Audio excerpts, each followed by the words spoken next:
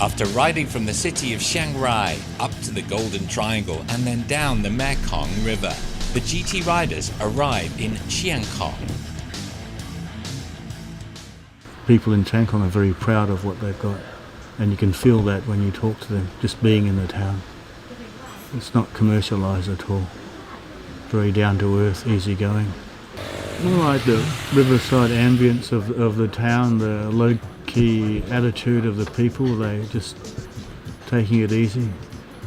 The conservation movement here is very strong. They care about the Mekong, the catfish, the fishing. They care about the environment, the river. There was this very small port at the top end of town where everyone went across on a small boat, a small canoe, and then there was a ferry service for big trucks going over, and all that stopped now that the bridge is opened. Now, taking a bike across the river is less precarious, but a little more pricey. They like you to pay money and have an escort to go across the bridge. It shouldn't be like that, but that's the way the system is at the moment. Other bridges are free, but not in Chiang Khong. With through traffic now taking the bridge, the ancient town of Chiang Khong is less prosperous but more peaceful for visitors and its Tai Li inhabitants. It's a Lu town. Yeah, it's an ethnic group that's basically come from China and quite similar to Thai people, but they've got their own costume and they also have their own language. And the women are stunning and their costumes are beautiful.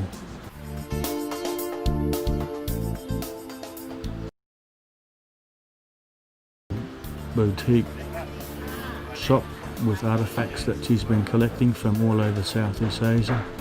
Costumes and little knickknacks, and she goes to buy these herself, and it's very interesting, all sorts of weird objects.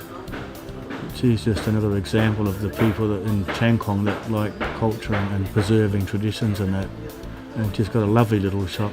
You have many new items in the shop. Have you been away shopping again, buying? I have some, and some I made the new by myself, handmade, or some stuff from this one from Karen. And whereabouts? Karen in Thailand somewhere? Yeah, Karen in Thailand. This one in Mekong Son. I got when I went to Mekong Son. So sometimes you're going up country to buy the pieces of cloth yourself? Yeah. Buy, because it's my holiday also, and when I holiday, so I buy the stuff for my shop also. You like to travel and go shopping? Yes. As the other people also. That's what the lady likes to do, shopping. Yeah, this one I like it.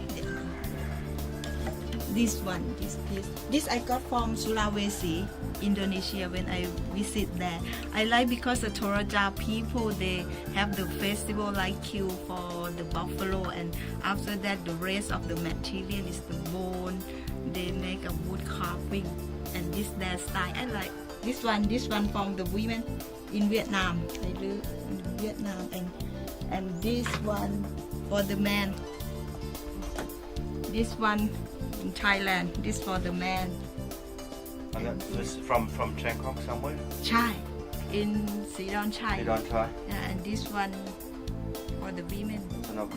Most of the piece you have is old piece. You like to buy the old one they use already? Yeah. Not a fresh new one they do? Right. Because you know they make by hand and quality, and I prefer the old thing much more than the new, because some new I don't like so much for technique.